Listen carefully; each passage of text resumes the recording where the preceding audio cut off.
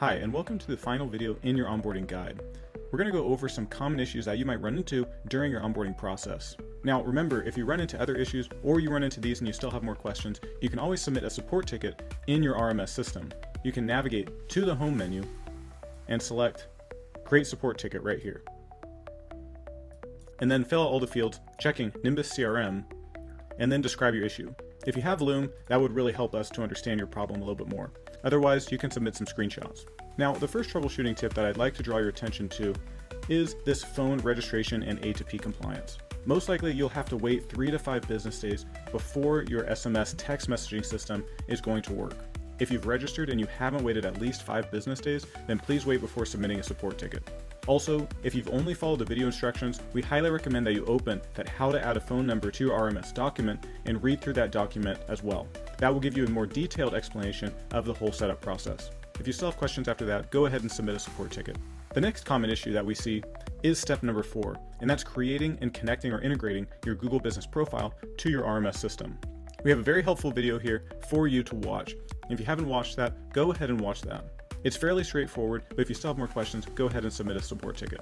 Now, the next issue you can find in step number 6, enter custom values. If you haven't received an email with your Google Drive link or Google Sheet ID, then please check your spam or junk folders.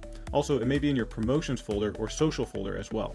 If you find it, please move it out of spam or move it into your primary inbox. This way your email carrier will understand that this belongs in your primary inbox and not in a promotions folder, a social folder, or in a spam or junk folder. Now, the next issue is in step 7, creating a new email sending domain. Now, this is by far the most confusing part of the entire onboarding process. This is why we highly recommend that you have someone who's familiar with this process, with creating web pages, with dealing with domains, with inputting DNS records. It's just going to be so much easier for someone who knows what they're doing than someone who's trying to figure it out for the first time. But we understand that lots of businesses don't have IT personnel or someone who's experienced in domains or DNS registrars. For that, we've tried to include detailed explanations of each step. You can go through our onboarding guide here and read through every single step, as well as go through step 7b for a sample explanation of the process. Also, we have 2 very detailed guides online to help support you. Please read through both this one and this one before submitting a support ticket. But again, if you're very lost, go ahead and submit a support ticket and we'll be happy to help you. Now, the last issue is only going to apply to our higher tier members, and that's for integrating your calendar to your RMS system.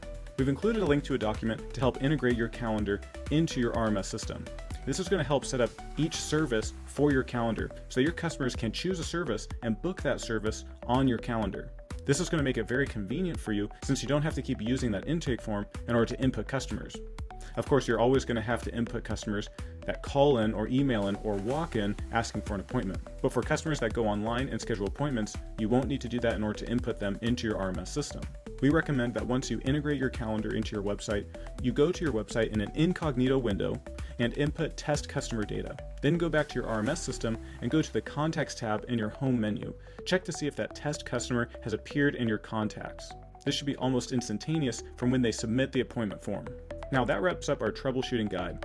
Again, if you have any more questions, feel free to submit a support ticket. If not, and you're ready to get started with your RMS system, then congratulations, you've officially completed your onboarding setup. I'm Matthew with Angel Business Development, and it's been a pleasure to walk you through our onboarding process.